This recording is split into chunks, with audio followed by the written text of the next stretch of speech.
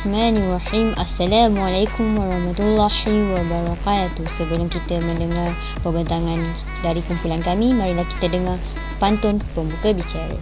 Melati kuntum tumbuh melata, sayang merbah di pohon cemara. Assalamualaikum mulanya kata, saya sembah pembuka bicara. Mencari timba si anak dara, di bawah sarang burung tempur. Salam sembah pembuka bicara, selamat datang untuk semua. Indah berbalam si awan petang, berarak di celah pepohon ara. Pemanis kalam selamat datang, awal bismillah pembuka bicara. Hai, Assalamualaikum warahmatullahi wabarakatuh.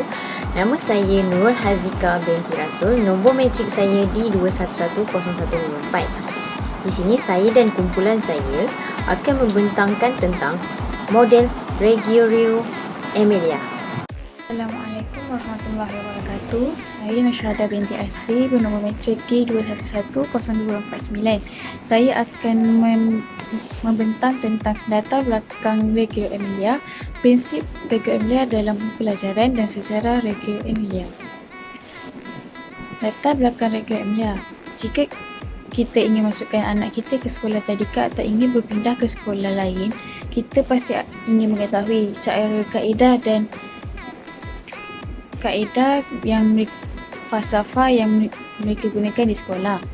Ini kerana setiap sekolah mempunyai kaedah dan falsafah yang berlainan walaupun pada usia muda. Kanak-kanak mudah untuk memahami sesuatu jika apa yang mereka pelajari itu mudah untuk diingati oleh mereka. Oleh itu, jika kita ingin anak kita mudah memahami dan pintar dalam pelajaran mereka, kaedah pendekatan Reggio Emilia dapat dipertimbangkan untuk memasukkan anak kita ke sebuah sekolah itu. Selain itu, pendekatan ini juga diambil dan diarahkan kepada kanak-kanak meskipun mereka masih muda. Ini kerana kaedah pembelajaran yang mengikuti model Reggio Emilia, mereka mementingkan suara kanak-kanak dan pandangan kanak-kanak kerana pada usia berikut, kanak-kanak mempunyai rasa keinginan ingin tahu mereka yang tinggi untuk memandu mereka belajar dengan baik. Selain itu, kanak-kanak juga mempunyai rasa keinginan ingin tahu mereka dengan belajar dan potensi mereka untuk satu pelajaran itu lebih berpotensi dan berjaya di dalam jangka masa yang panjang. Model Reggio Emilia memulai 4 prinsip di dalam pelajaran. Kanak-kanak semestinya akan mengatakan tentang apa yang dipelajarinya dan panca indera mereka sangatlah memainkan peranan semasa belajar. Kanak-kanak juga dapat melihat, mendengar dan menyentuh sesuatu semasa proses pembelajaran. Kerana dengan kaedah tersebut, kanak-kanak lebih mudah memahami dan fokus ketika belajar. Kanak-kanak juga dapat meneroka dunia mereka kerana jika mereka bermain satu mainan atau sesuatu yang berhubung dengan material, kanak-kanak juga diberi peluang untuk menyatakan diri dan menceritakan tentang apa keinginan mereka. Dokumentasi adalah cara untuk kanak-kanak memaparkan apa yang telah mereka pelajari di sekolah. Ia boleh menjadi projek yang dibuat oleh kanak-kanak atau satu CD kisah yang dicipta oleh sekolah sepanjang tahun itu. Ini makna kanak-kanak diberi peluang untuk menceritakan semula tentang apa yang mereka pelajari di dalam kelas untuk mengetahui sama ada mereka memahami atau tidak dan apakah mereka mengerti apa yang mereka pelajari di sekolah. Sejarah Reggio Emilia. Selepas terjadinya Perang Dunia Kedua, Loris Mallaguzi pada tahun 1920 hingga 1994, iaitu seorang guru muda di Reggio Emilia di Itali. Beliau telah mengembangkan satu pendidikan pendekatan untuk kanak-kanak di kawasan tersebut dan pendekatan ini terlahir kerana keinginan kolektif masyarakat Reggio Emilia yang menginginkan pendidikan yang lebih baik dan progresif untuk anak mereka. Jadi di sini, Loris Mallaguzi inilah yang orang pertama mencipta pendekatan model Reggio Emilia kerana dengan kaedah dia, kanak-kanak dapat belajar dengan lebih baik. Dan ianya juga terjadi kerana kebanyakannya ibu bapa yang berada di Reggio Emilia meminta untuk mereka mengajar anak-anak mereka dengan lebih baik dan progresif. Dalam usaha untuk mencipta pendekatan yang lebih baik dan memenuhi keperluan anak-anak dalam masyarakat tersebut, beliau telah menyedari bahawa personaliti dan pemikiran kanak-kanak paling berkembang pada beberapa tahun terawal pembesaran mereka.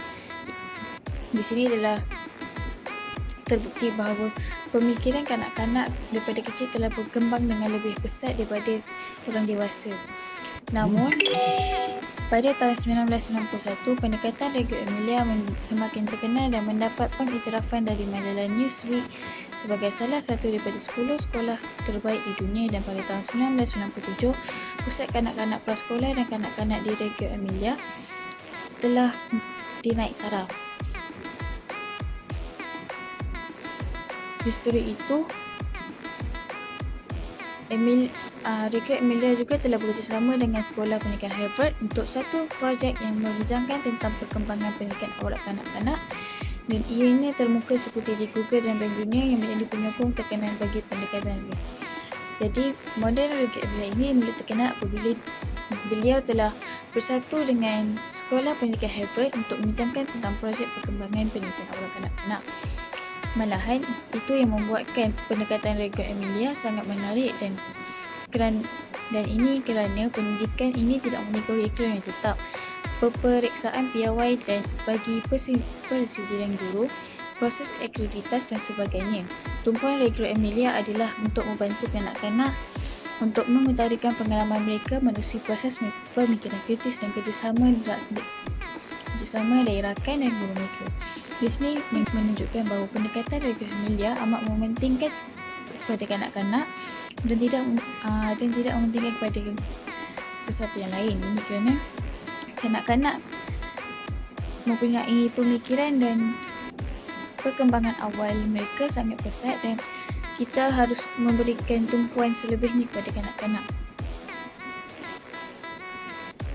Di prasekolah Reggio, kanak-kanak juga tidak mengikuti kurikulum yang telah ditetapkan seperti mana sekolah lain, kerana pembelajaran mereka juga lebih fleksibel dan kelas disesuaikan mengikut keperluan kanak-kanak, dan kita akan menyedari bahawa aspek seperti membaca, menulis dan mengira tidaklah terlalu ditekankan seperti di prasekolah Montessori dan Waldorf.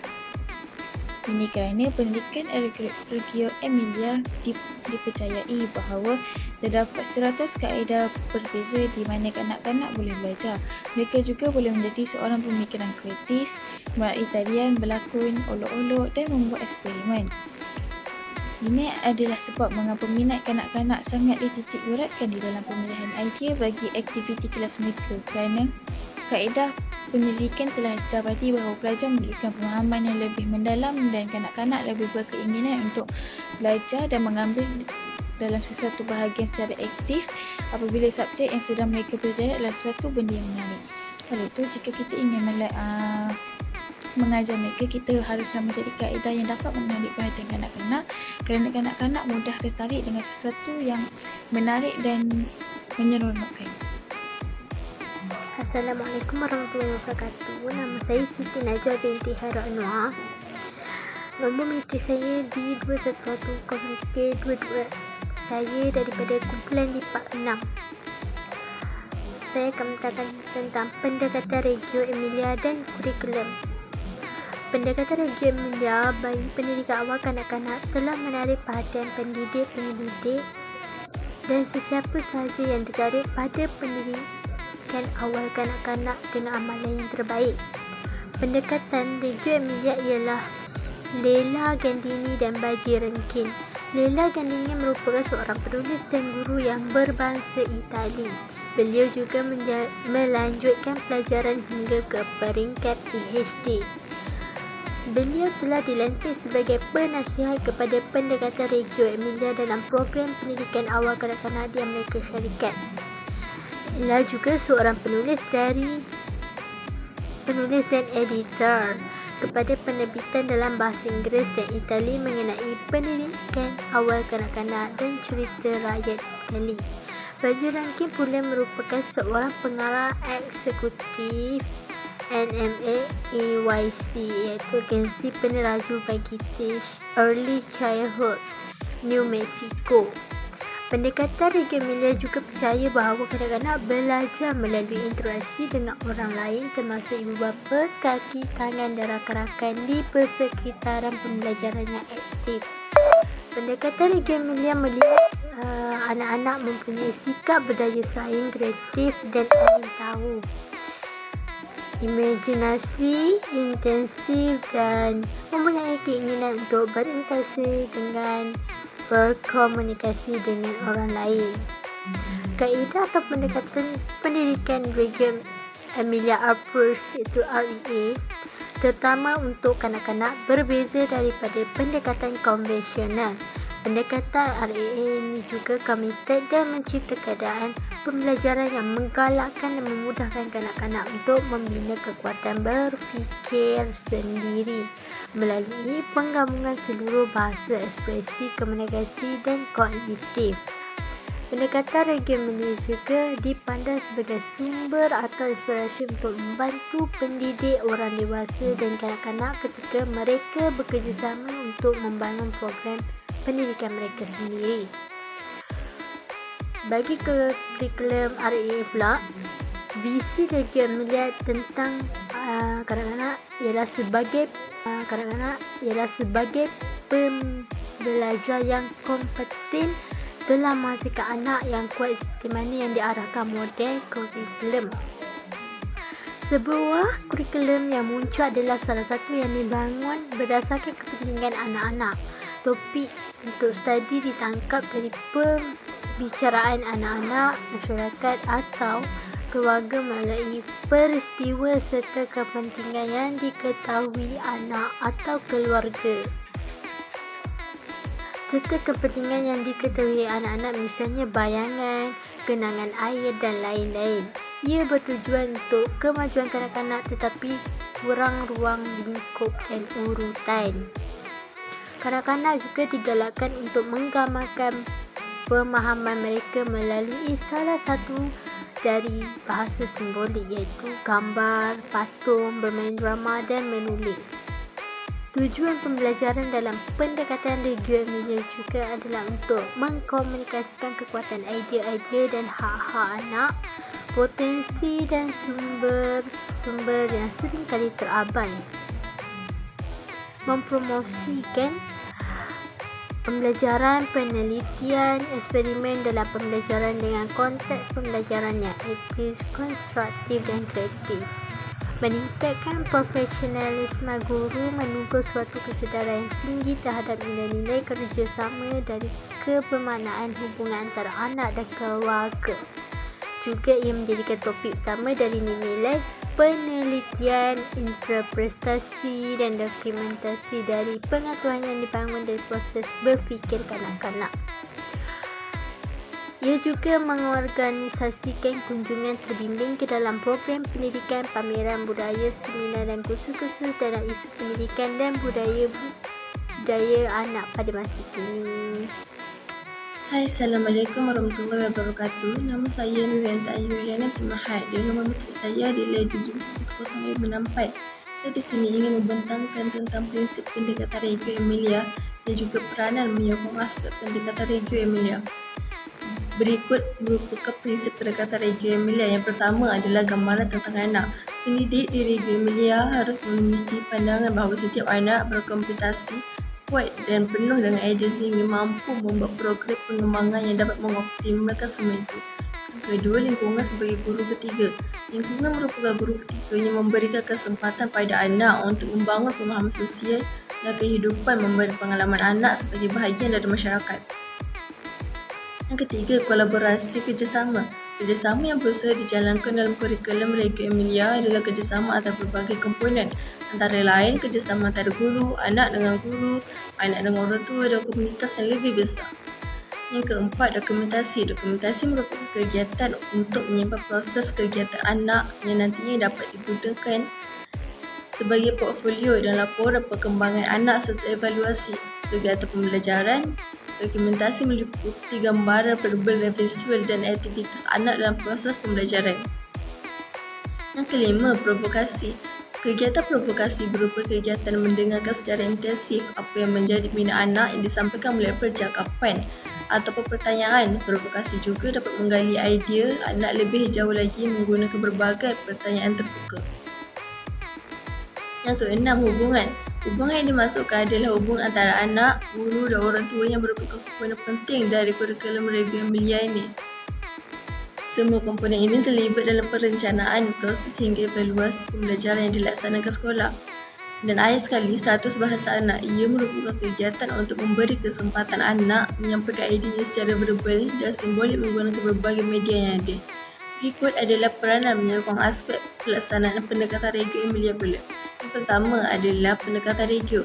Guru dianggap sebagai rakan belajar dan kolaborator dengan anak dan bukan hanya pengajar. Guru juga digalakkan untuk mempermudahkan pembelajaran anak dengan merancang aktiviti dan pelajaran berdasarkan minat anak, mengajukan soalan untuk pemahaman lebih lanjut dan terlibat secara aktif dalam bersama anak.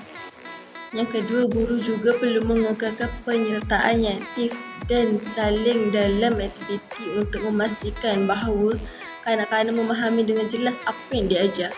Yang ketiga pula, guru perlu mendengar dan memperhatikan kanak-kanak di dalam kelas dan mencatat pemerhatian mereka untuk membantu merancang kurikulum dan menyiapkan persekitaran dan alat pengajaran untuk menyokong minat pelajar.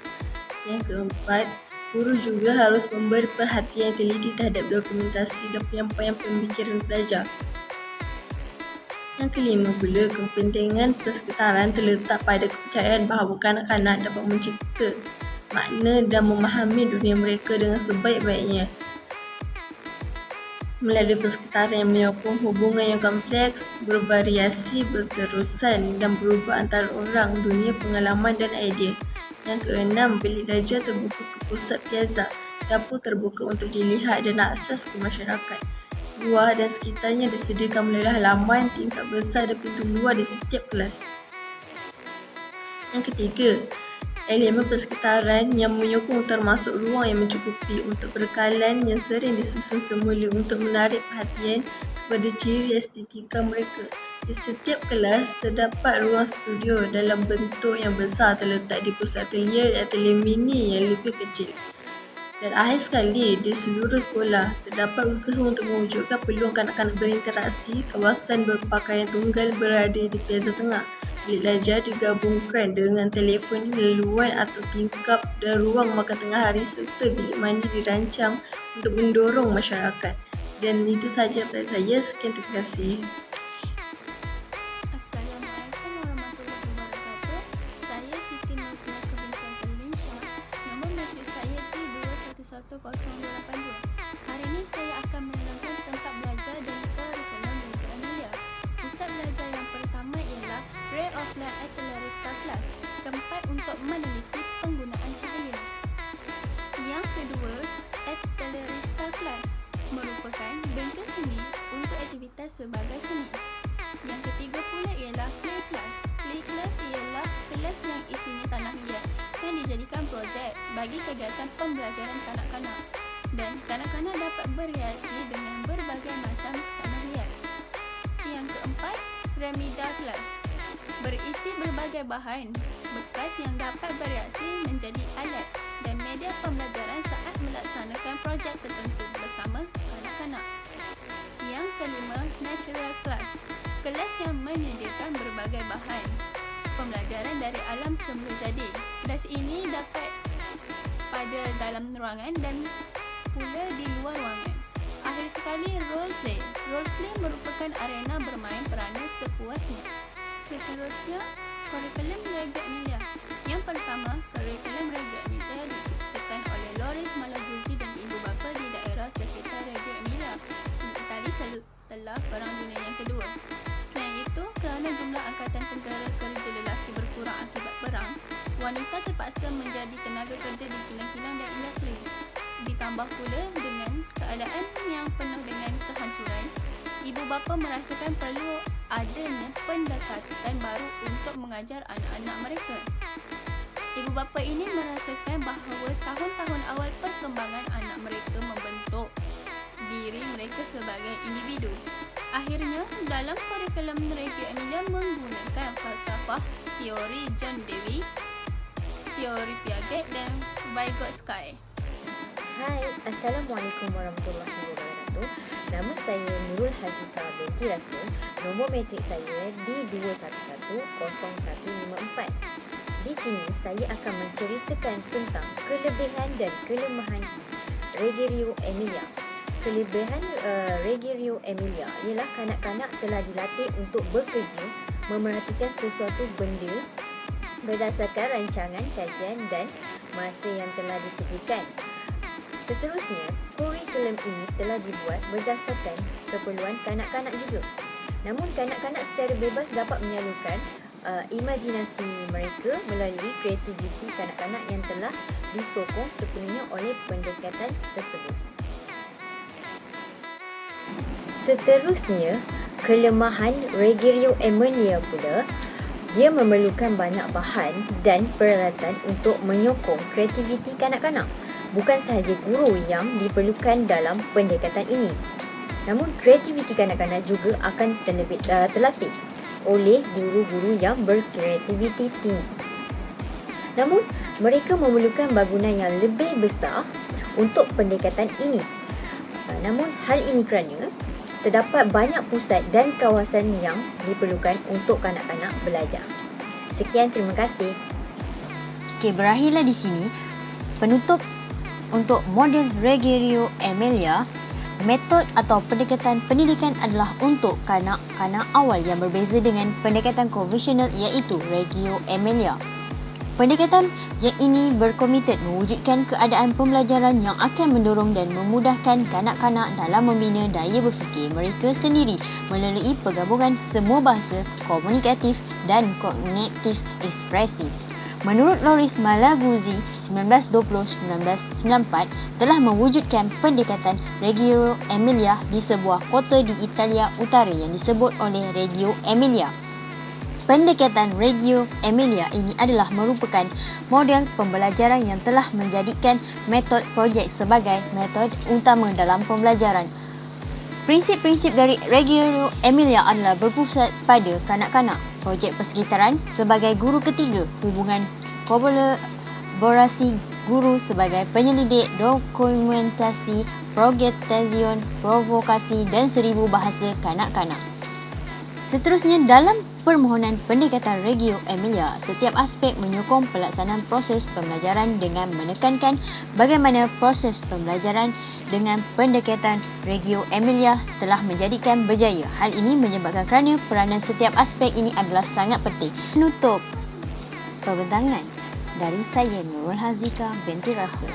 Berjuta resah, beribu sesalan, tidak kesampaian cinta sejati. Terima kasih pembaca budiman. Kalau berkenan, undilah kami. Gunung Datuk tidak bercucu, Gunung Daik bercabang 3.